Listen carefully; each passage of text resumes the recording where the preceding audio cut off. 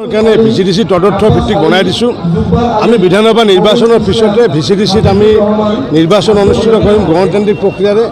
গঞা ৰাইজৰ ক্ষমতা গঞা ৰাইজক আমি দিম আৰু সেইখিনি সময়লৈ মই কাৰ্যকৰ্তাসকলক কৈছোঁ যে সকলোৱে যাতে বিধানসভাৰ লগতে ভিচিডিচি নিৰ্বাচনৰ কাৰণে সাজু হোৱাৰ কাৰণে মই আহ্বান জনাইছোঁ।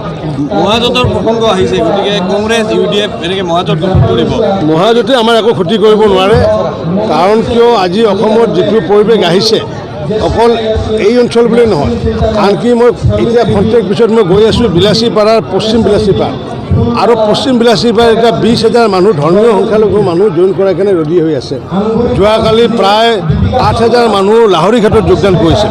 গতিকে মাইনৰিটি মানে UDF বা কংগ্ৰেছ নহয়। আমি প্ৰতিখন সভাত আমি মাইনৰিটিসকলক সুধিছোঁ যে আপোনালোকে বিজেপি কিয় কৰিব আহিছে। এটাই কথা কৈছে তেওঁলোকে যে মাননীয় প্ৰধানমন্ত্ৰী নৰেন্দ্ৰ মোদী ডাঙৰীয়াৰ যি কথা যে সবকে সাথ সবকে বিকাশ আৰু সবকে বিশ্বাস নীতিৰ বাবে আজি মাইনৰিটিসকলে আগবাঢ়ি আহিছে। যিহেতু তেওঁলোকৰ ল'ৰা ছোৱালী শিক্ষিত হৈছে, বিবেকবান, হাতে হাতে লেপটপ আছে, কম্পিউটাৰ আছে, নিশ্চিত ৰূপত আমি মাইনৰিটিৰ ভোট এইবাৰ UDF কংগ্ৰেছতকৈ বেছিকৈ পাম। কাৰণ কিয় মাইনৰিটিৰ মানুহে এইবাৰ ঠগিব তেওঁলোকে খোজা নাই। তেওঁলোকে কৈছে যে মোদী ডাঙৰীয়া থকাৰ কাৰণে আজি এজনো মাইনৰিটি এই অঞ্চলত হত্যা হোৱা নাই। কংগ্ৰেছৰ দিনত যিমান মাইনৰিটি হত্যা হ'ল, কংগ্ৰেছৰ দিনত যিমান মাইনৰিটি ঘৰ পুৰিলে, বিজেপিৰ দিনত তেনেকুৱা ঘটনা এটা ঘটা নাই। আৰু সেইকাৰণে বিজেপি কৰিবলৈ আহিছে।